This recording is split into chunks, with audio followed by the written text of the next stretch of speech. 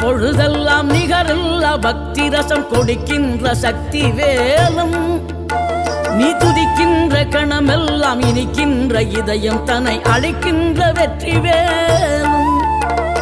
அழகான அவதாரம் அழியாத புகழ் செல்வம் அன்புக்கு ஒரு தெய்வம் நீ